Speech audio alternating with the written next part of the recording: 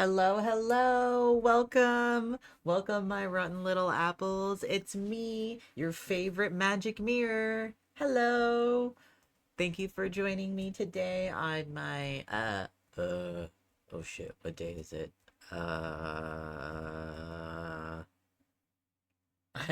Thank you, PT. Uh, oh yeah, it's Tuesday. Wake up on a Tuesday. Anyway, yay, welcome to my stream. I hope everyone is nice and comfortable. Taco Tuesday. Yes, Taco Tuesday. And I hope everyone's having a good time. And oh my gosh, what happened to my Hold on a second. Let me go on a BRB real quick, sorry.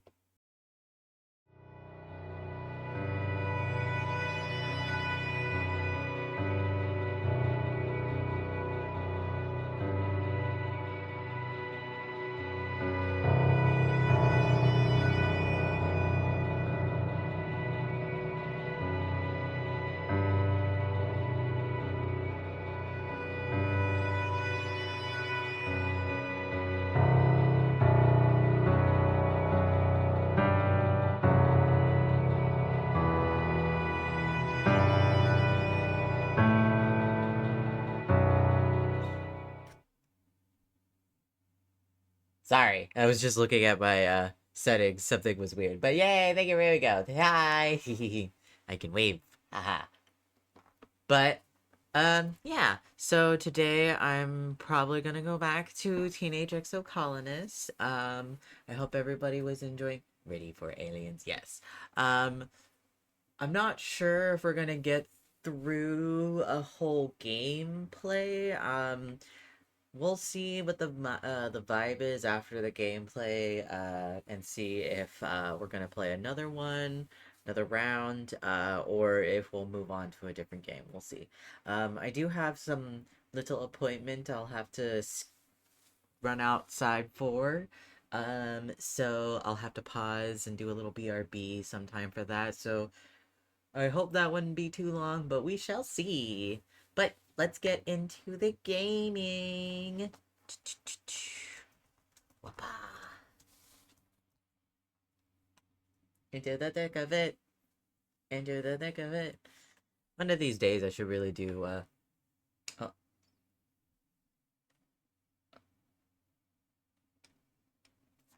oh, hold on a second.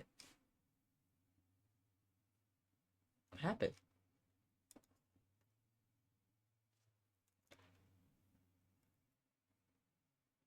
Um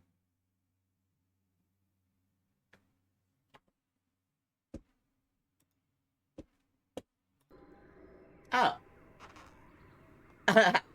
Well,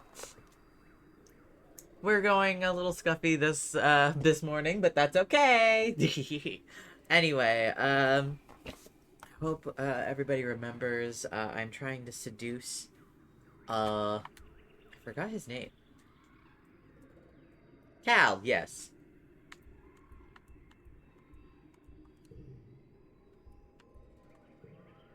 Wow, we already got a couple little art pieces. I just wanted to say how beautiful this game is. Like, I do really love how beautiful and realistic everything is. Yeah. I probably will do another game through, but we shall see. Oh, look at my animals.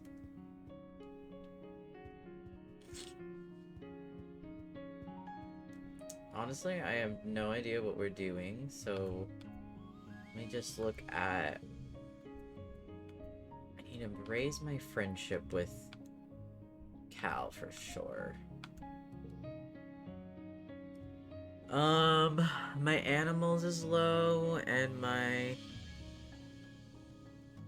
combat could use some work, but I really want to raise my relationship with Cal before it's too late, so...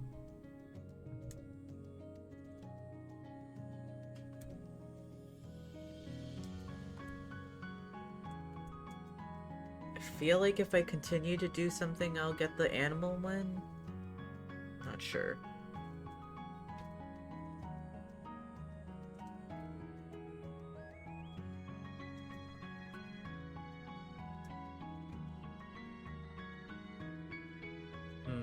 Peachy, should I do botany?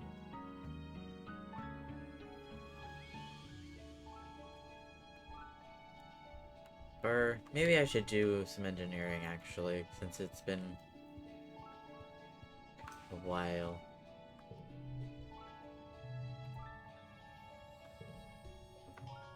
It's been a while since you've taken a physics class. You wonder who they got to teach it after Professor Hal died. He was the teacher back on the ship. Who could possibly replace him?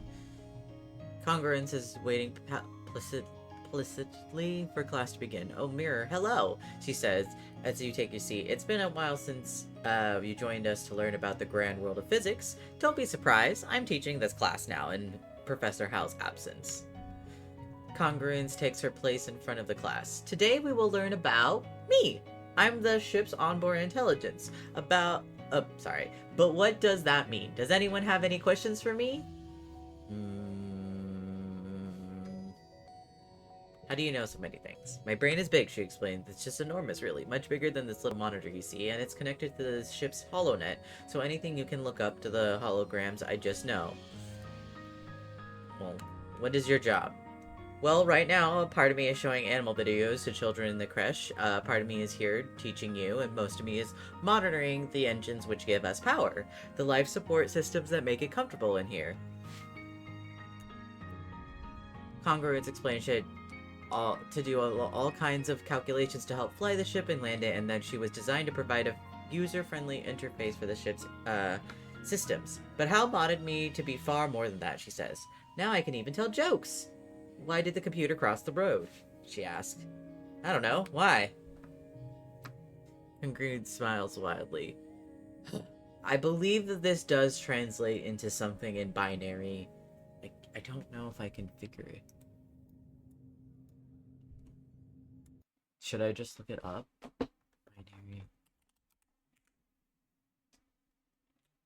Binary code translate to English. Ah! Okay, we're gonna do... Oh no, this is gonna be so hard on my dyslexia. Well...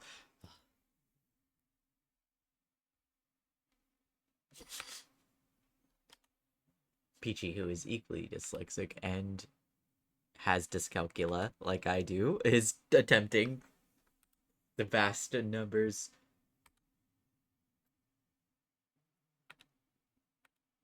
Hit 0, space 0, 1, 1, 0, and then a bunch of ones. And then you're at the next space. 1, 2, 3, 4, 5, space 0, 1, 1, 0, 0, 1, 1, 1. I'm sure somebody has already cracked this code already, and they're just watching and laughing at me as I do this painstakingly slow matter because of my dyscalculia. I love it. I love it here.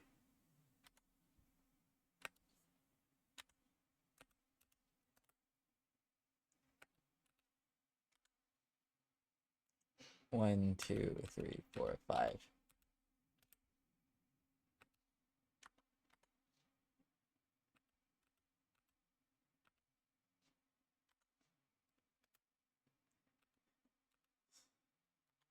Have patience for the dumb one, please.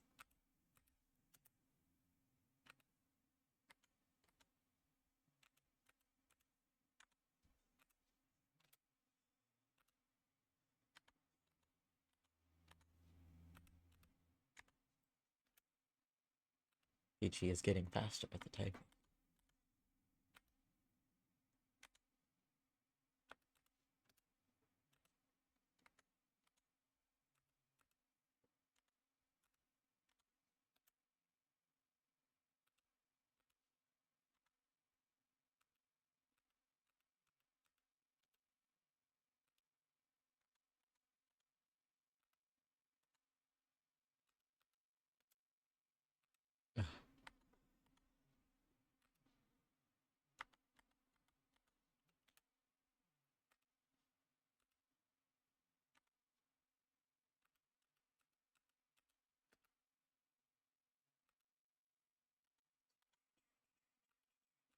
Sorry for the silence. You're concentrating really, really hard on this. Anyway, I did get to go to the park today, and I got to see some ducks. I also saw this weird one that is technically not a duck. He's like some sort of waterfowl of some sort, and he has this like weird third eye thing. Like it's apparently something to do with mating or something when it inflates. All right. Convert. To get a bite to eat. Oh. Why did the computer cross the road to get a bite, B-Y-T-E, to eat? Explanation. That is so cute, actually. That was actually worth that. That was actually super cute. Here, I'm gonna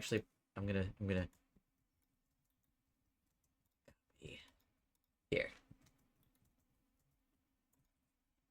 There we go. That was cute. That was worth it. Thank you, Peachy, for your tremendous effort. Okay, let's see. There are no gems. Oh. I don't want to use that card.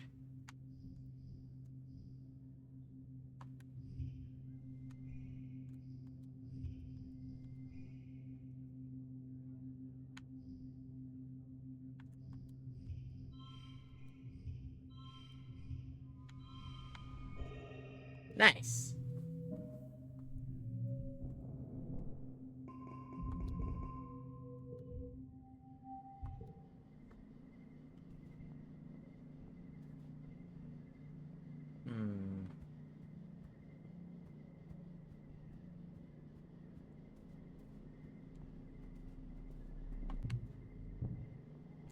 It is almost his birthday.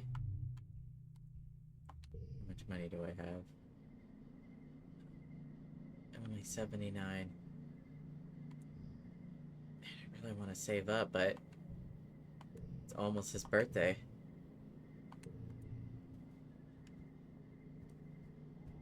Alright. Rest?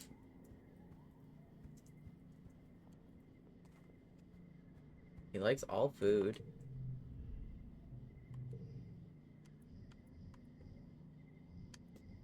Egg?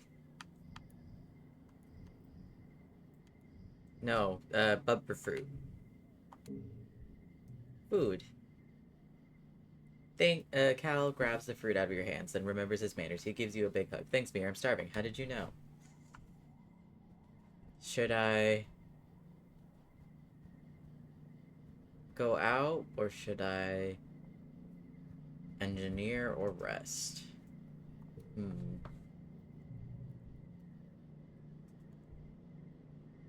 2 events remaining.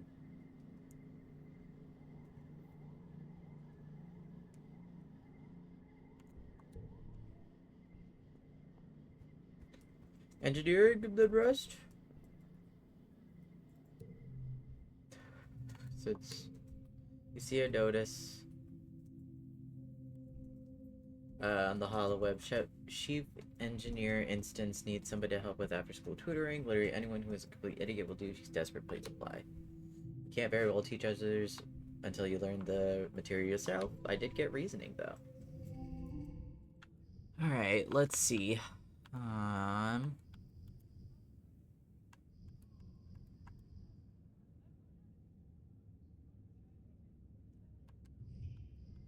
3, 4, 5. Nice. Ooh, I got a nice big fat engineering bonus. That sounded kind of wrong. It's for, oh god, fuck, for Tuminial. Ah, fuck, I said that wrong. For Tumenial, time for speeches, games, and music. You stare hungrily at the feast table. Sure, it's mostly soy rations, but it's more food than you usually see at all at one time. This year, though, there's something new. Great. Big turns of glowing beans. Weird. You try to sneak some food before the speeches start, but Chief Engineer Instant catches you and smacks your hand away. Your mom gets really mad at her, and it causes a huge yelling match. Your dad directs you away from the table and Instant blames your mom for the way things are right now, whatever that means. Your dad passes you soy sweet to keep your tummy busy during the speeches. He's the best. Governor Edicott takes the stage and manages to calm everyone down. Welcome everyone to our fourth Vertuminial celebration? I can't say this fucking word. Vertunalia?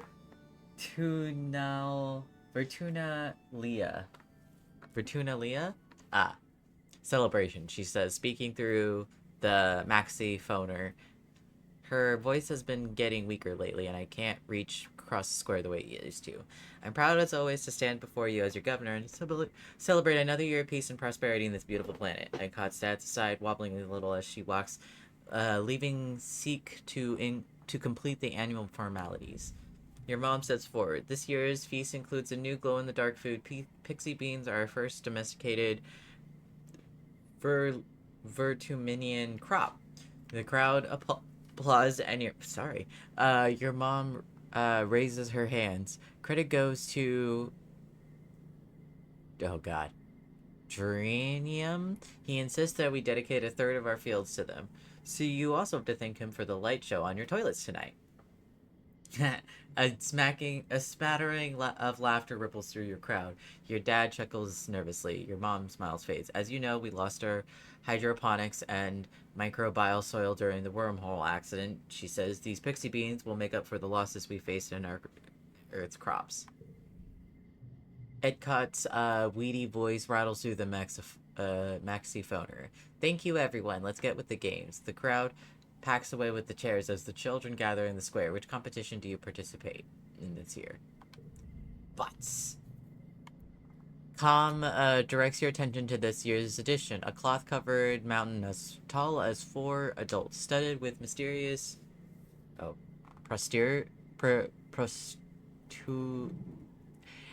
Things are sticking out of it, okay? He pulls it back to reveal a tower of terror, he announces with flourish. Test your courage with 3 stories of ladder climbs, followed by death-defying leap of faith into the poof shroom mats.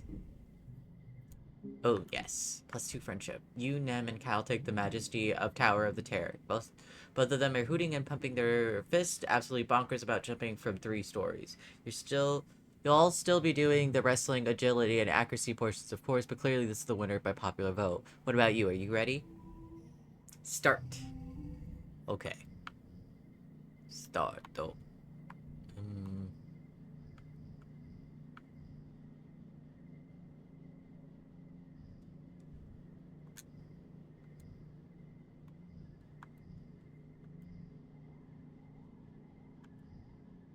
Two...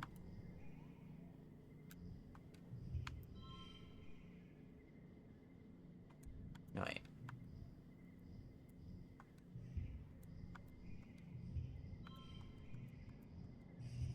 Hold on. I have a reason.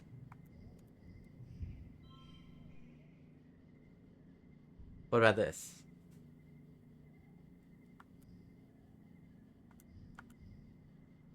Make it yellow?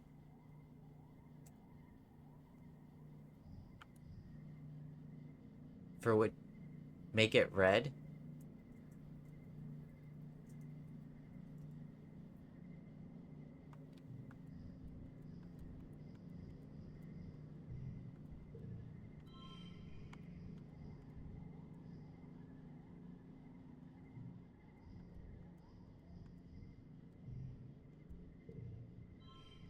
Need to go get more eggs. Okay.